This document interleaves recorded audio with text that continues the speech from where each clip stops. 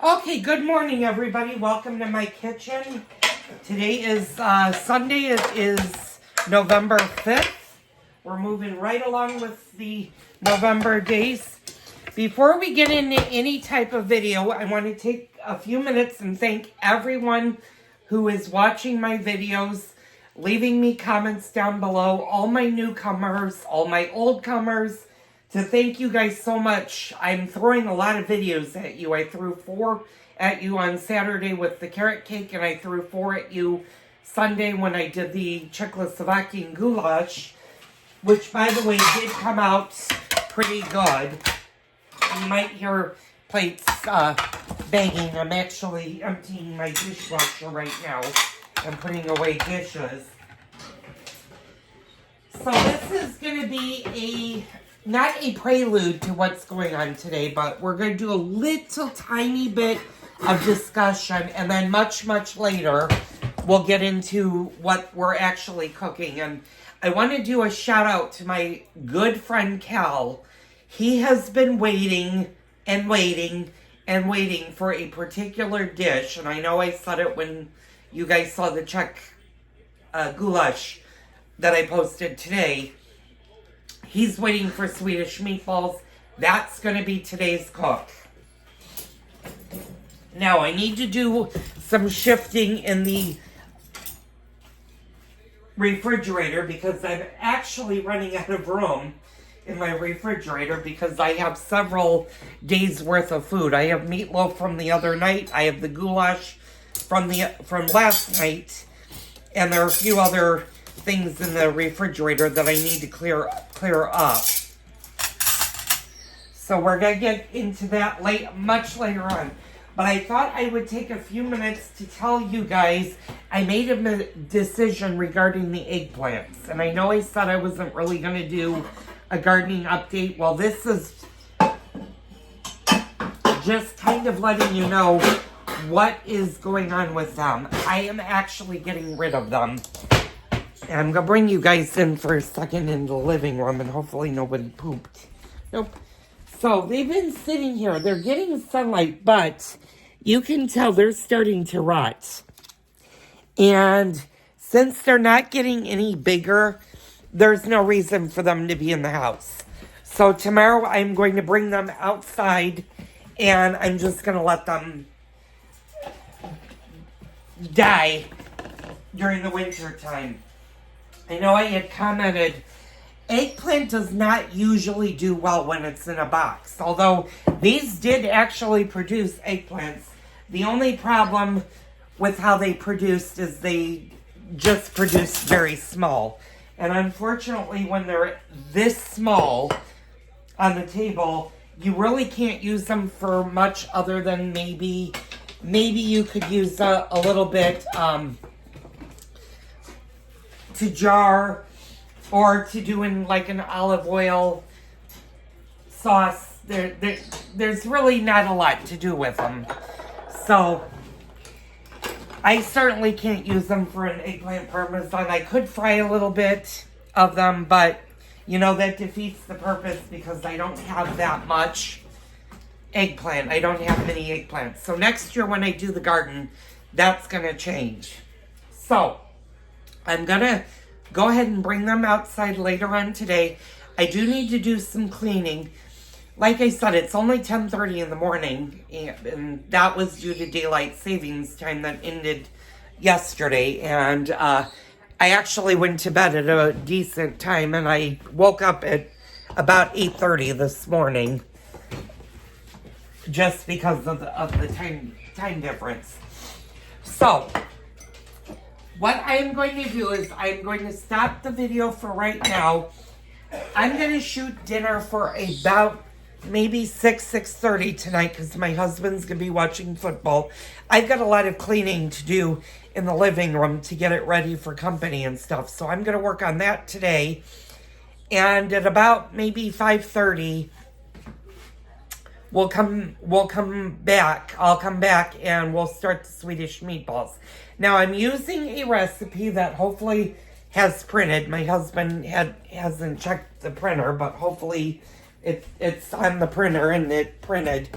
This is going to be a relatively fast Swedish meatball. I think the total cooking time is... And give me... Oh, I thought I was going to sneeze.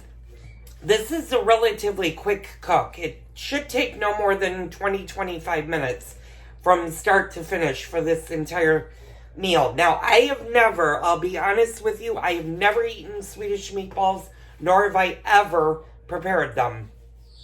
They're just not something that I ever thought would be good, but I'm trying this recipe for the first time with you, and my husband said he's never had them, although I think when we were at IKEA one time, he might have had Swedish meatballs, and I might have had something else. But we're going to be serving the Swedish meatballs with egg noodles, and I'm going to get into all of that a little bit later. So I'll see you guys in a bit. Okay, hi y'all. Welcome to my kitchen. Today is Sunday. It is November 5th.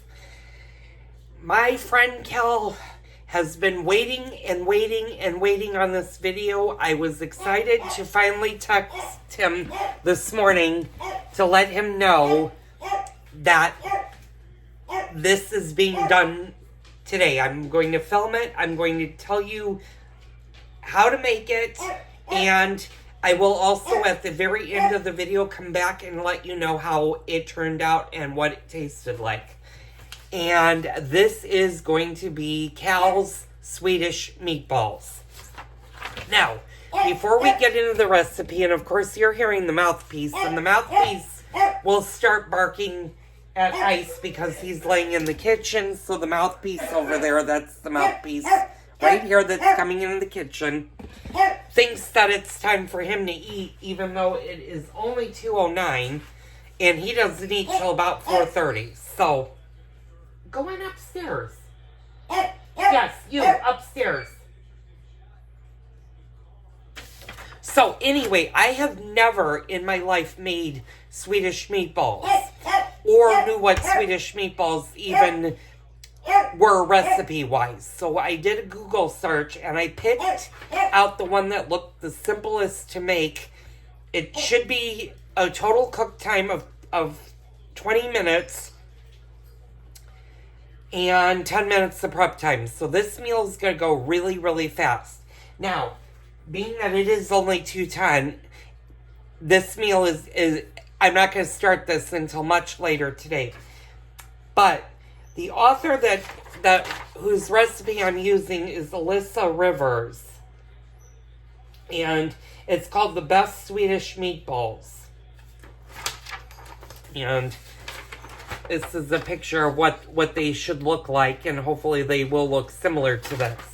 So we're just going to go over the ingredients so you guys know what you want to buy if you're making Swedish meatballs. This uses 1 pound of ground beef. Now, I've got 85% lean. If you want to go with a little bit leaner, by all means, get a leaner ground beef. If you guys want to go a little bit more with the fat content, you could probably do that and go down to like an 80% one. Now, it uses a 1/4 cup of panko breadcrumbs, and we'll get into the breadcrumbs. Panko is different than a basic breadcrumb, and you want to make sure you use the panko versus the regular breadcrumbs. The regular breadcrumbs are going to be really, really powdery, fine breadcrumbs, whereas panko has a little bit of shape into it. So you're going to need 1 tablespoon of parsley chopped.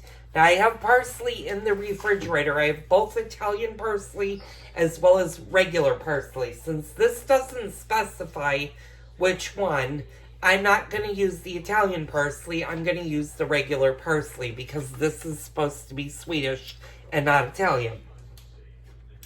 It's going to use a 1/4 teaspoon of ground allspice and a 1/4 teaspoon of ground nutmeg. And I have both of those. It's going to use a 1/4 cup of onion finely chopped. Now, it doesn't specify the color of the onion, but I've got plenty of onions. I'll be doing that. Then it has half a teaspoon of garlic powder. Now, garlic powder and garlic salt are two entirely different things. I'm not sure if I have garlic powder, but I'm going to look in my pantry. I'm pretty sure I do. An eighth of a teaspoon of pepper, half a teaspoon of salt. It's going to take 1 egg, 1 tablespoon of olive oil, 5 tablespoons of butter, 3 tablespoons of flour, 2 cups of beef broth. Now, I don't have the beef broth, but I have the beef stock. And I don't think there's too much of a difference between the stock and the broth. 1 cup of heavy cream, and that's a heavy whipping cream.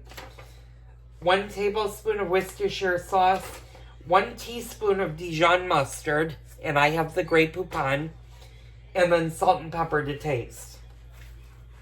Now, this is done on the stovetop using a large skillet. So, you're not going to be using your Instant Pot. You're going to be doing it on the stovetop. So, in about 3.5 hours, I will come back and we'll get this started. And I'm so excited, Cal. You've waited a long time for this. So, I promise I will do a good job on this. And I'll let you know how they can come out. So, stay tuned. We're going to have Swedish meatballs tonight. I'm cooking with Joel. Okay, hi all. Welcome back to my kitchen. We're going to get started. You can tell it's dark out. It's 5:30. It's the daylight savings time has ended. So it is going to be getting darker earlier. And I'm getting my ingredients together for this Swedish meatballs. Now, it says it wants a 1/4 cup of finely chopped onion, but it doesn't specify yellow or white. And I have a small white one over here. Actually, it's probably more considered a medium, and I'm going to put you guys over here. So, a 1/4 cup of chopped onion is actually not that much. It's about 1/4 of an onion. I swear to God, I was using my paring knife the other day when I was chopping an onion, and I don't know where I set it, where I put it. I'm hoping I didn't dump it in the garbage can. So what we're going to do is we're going to, again, do the exact same thing that we did yesterday. You always, and I know I've said this many times, when it comes to peeling an onion, the easiest thing to peeling an onion is to leave the hair or the chin alone, not the hard. And I already threw it away, otherwise I'd show you. The mouthpiece can stop barking. You've already eaten. He got fed at 3:15 today because he wouldn't leave me alone. So I'm just taking the layer of peeling off of this onion. I'm actually gonna take this one peel off. And there we go. Alright, watch out, guys. Okay. So when it says finely chopped, you're going to do exactly that. And I should have probably gotten the big green egg, but I think I can do that out of this. Okay, I'm going to put that one right there. And we're just gonna finely chop this. Now, when it says finely chopped, you're going to want to make them into small strips.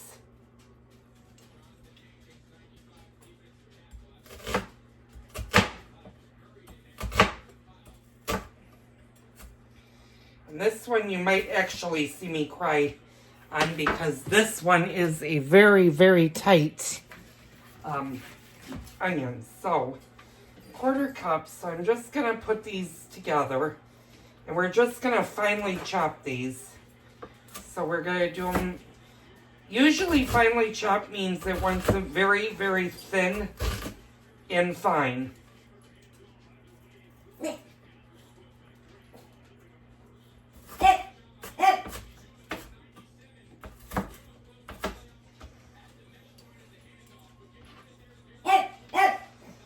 And you don't want to overpower the Swedish meatballs, although I'll be honest with you, I've never made Swedish meatballs. Edward, enough. Quit barking at Ice and go upstairs. So I'm just going to finish finally chopping these.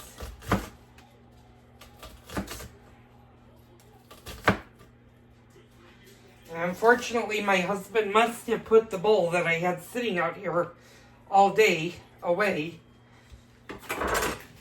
Let me wash my hands really fast because I don't want to touch my hands that have ice or onion juices on it, because that's the quickest way to fry. Okay, I'm going to move you guys over on this side for a minute, and I'm going to actually move you over, and I'm going to spin you around. And I'm going to grab a bowl. Grab one of these bowls. And I was reading the instructions, and this wants... Oh, to transfer to a plate and cover with foil. Okay, so we're going to do that in a few minutes. So, let me just...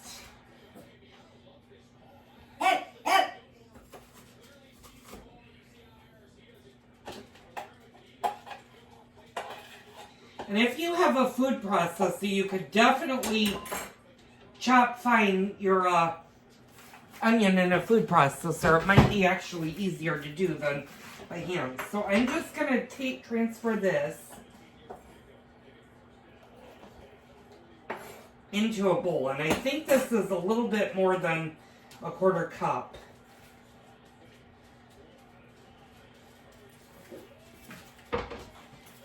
But half an onion, that's about what came out. And that is going to be a little bit more than a quarter of the onion. I'm going to set you guys over here for now so you guys can kind of see what's going on. I'm going to get a storage slider, and I'm going to slide the other half of the onion in. Now, you're not going to need the other half of the onion, so go ahead and once you've done that, you can then put it in the bag, and we'll be using the other half of the onion when we do our stuffing on Wednesday. So, now I've got my ground beef is in the refrigerator. I did find my panko breadcrumbs, and this is panko, and I'm going to show you how they differ from regular breadcrumbs. They're a little bit more, not as fine as regular breadcrumbs can be. They're a little bit more volumized, I guess I would say. And the recipe that we're using does call for panko, for the panko breadcrumbs. So you probably don't want to substitute the regular breadcrumbs for this. Now, this can be served over egg noodles or rice, and they say buttered noodles. So I'm going to use this no yolk, and I'm using the extra broad noodles. And we're going to do this over it. So I'm going to put you guys over here because you guys are a little bit used to being over here now that you're doing the kitchen. I've got my 6 quart stock pot, and we're just going to fill it with water. Edward, enough. Do you need to go potty? I'll be right back. Let me let them out. All right, go ahead. If you guys need to go potty, go. And I just realized there was hair in this. Sometimes if I use the roasting pan, one of my dog's hairs gets in the pot. So you just want to fill it, but you don't want to overfill your pot. And I'm going to show you guys. Unfortunately, it's harder to put you guys somewhere where you can see this. But you want to stop when it gets to about right here. You don't want to really go all the way up to the top for your egg noodles. They don't... Edward! Sorry, I didn't mean to scream at you guys. He was peeing on my new chair. I'm like going, my God. I have the door open to the backyard that they can easily go in. And again, with your egg noodles, you do not want to put the salt in the water until the water starts to boil. So I'm going to actually, because this is a smaller burner, I'm just going to get this started so that it starts to simmer. So let's read the instructions. And it says in a medium-sized bowl. So it wants bowl. Oh, the one thing I didn't do is I didn't chop the parsley. So I'm going to put you guys on this side for a minute. I'm going to go grab the parsley. And like I said, with this recipe, it doesn't specify which parsley, but I am not going to make it an Italian parsley. I'm going to make it a regular parsley. So I have the two types, and I'm actually going to be using the parsley Wednesday when I do a little bit of when I do the giblet gravy, to make the giblet gravy. I'm gonna dry this off. Okay. Hey, Coco. Okay, who's still out in the yard?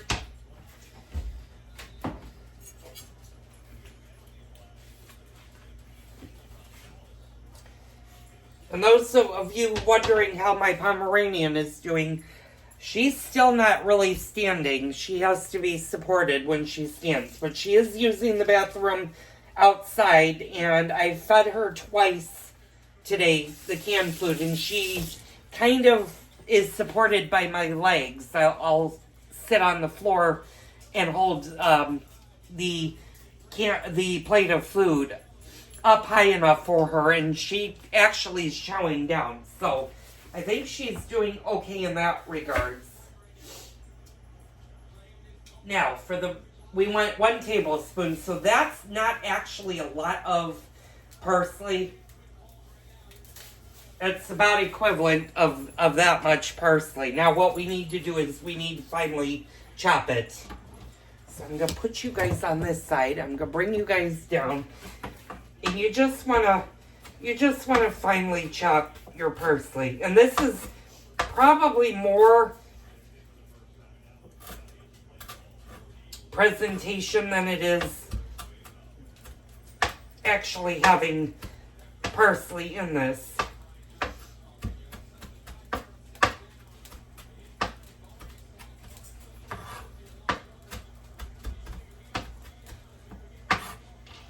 And I'm just roughly chopping it.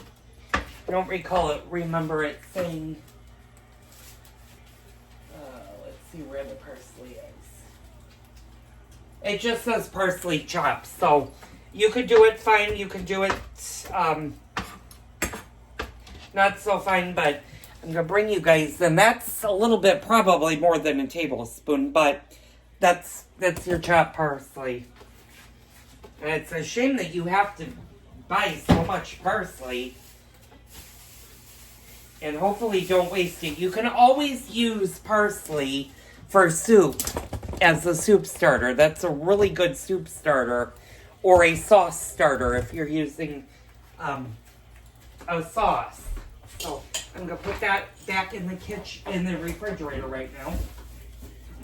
While I'm over here, I might be off of camera for a second. Ice, hurry up and get in here. Actually, I'm going to use just a regular bowl. So, Icy, come on. Now, is everybody in? Well, you wouldn't normally be up here if it wasn't. I'm going to stop the video for 1 quick second. I need to do a quick count, and I'll be right back.